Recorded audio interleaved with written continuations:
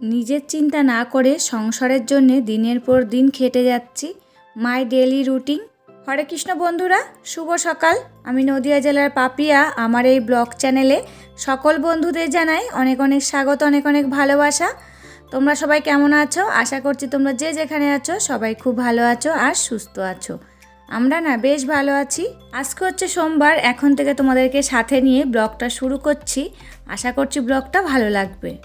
ঘুম থেকে উঠে সমস্ত বাসি কাজ কিন্তু কমপ্লিট হয়ে গেছে, সেগুলো তোমাদেরকে আজকে শেয়ার করলাম না।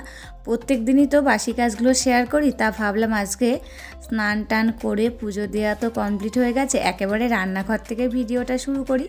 তা আজকের ভিডিওটা কিন্তু রান্নাঘর থেকে শুরু করেছি। মেয়ের জন্য দুধ গরম করে নিয়েছি আর আমার জন্য দুধ চা বানিয়ে নিয়েছি। মেয়ে বললো চকো খাবো, তা ওকে আবার দোকান থেকে চকো আনালাম, তা ওকে চকো করে দিয়েছিলাম আর আমি দুধ চা খেয়েছিলাম। তারপরে দেখো একেবারে রান্না বসিয়ে দিয়েছি।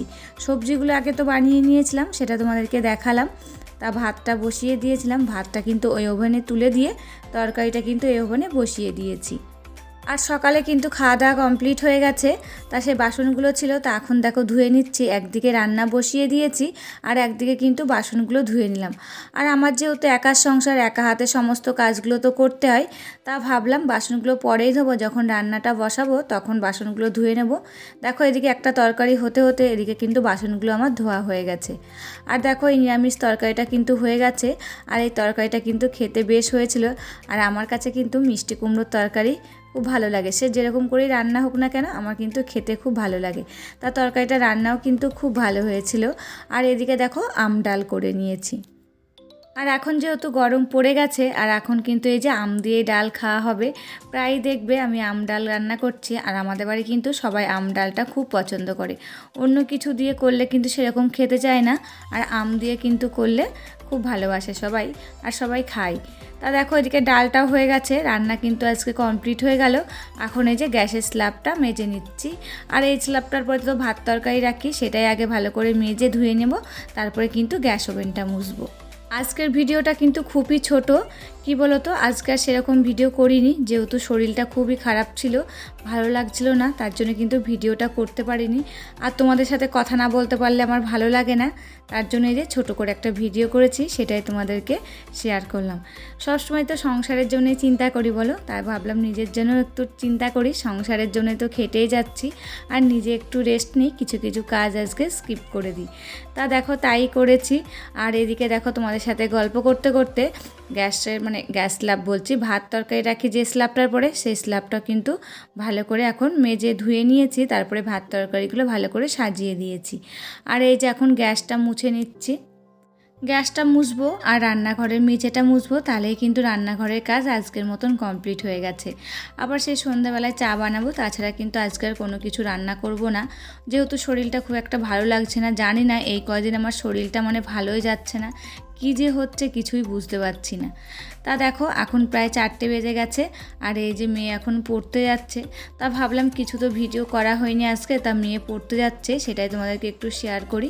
তা দেখো ওর বাবাই কিন্তু পড়তে দিয়ে আসলো, আবার ওর বাবাই কিন্তু আবার সন্ধ্যাবেলায় নিয়ে এসেছে। তা মেয়ে তো পড়তে চলে গেছে, তারপরে কিন্তু বাবা বাড়ি এসেছিলো, তার আগে আমাদের খাওয়া দাওয়া হয়ে গেছিলো।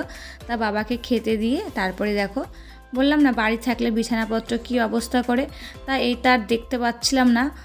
কি বলবো, শরীর খারাপ হলেও যে এই যে অগোছালো হয়ে থাকবে আমার কিন্তু মোটেও পছন্দ না।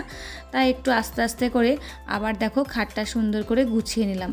আর আমার মেশিনে কিন্তু অনেক জামা ছিল, সেই জামাগুলো কিন্তু আজকে সেলাই করতে পারিনি আমি। আর তারপরে দেখো বিছানাটা কিন্তু সুন্দর করে গুছিয়ে নিয়েছি, আর এখন দেখো দেখতে কত ভালো লাগছে। আর তখন কেমন লাগছিল, যতই অসুস্থ হই না কেন দেখবে বিছানাপত্র গোছানো না থাকলে নিজের যেন ভালো লাগে না, তখন যেন মনে হয় যে উঠে আগে সংসারের কাজগুলোই করি। তা কী বলো তো, সংসারের জন্যই তো আমরা খেটে যাচ্ছি দিনের পর দিন বলো, নিজের চিন্তা কিন্তু করছি না। তবে দেখো বিছানাটা তো সুন্দর করে গুছিয়ে নিয়েছি এবং ঝেড়ে নিলাম। আর এখন এই যে সোফাটাও কিন্তু গুছিয়ে নিচ্ছি।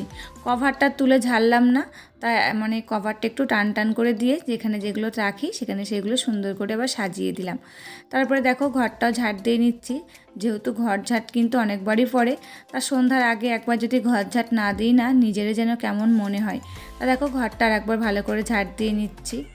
আর দেখবে প্রত্যেক দিন কিন্তু সংসারে একই কাজ, এই যে ঘর ঝাড় দেওয়া, ঘর মোছা, বাসন মাজা, রান্না করা, ঘর গোছানো, একই কাজ কিন্তু প্রত্যেক দিন করতে হয়, আর তোমাদেরকে কিন্তু একই কাজ শেয়ার করি, যেহেতু একই রকম কাজ বলে অন্য কোনো তো আর কাজ নেই যে সেগুলো শেয়ার করব।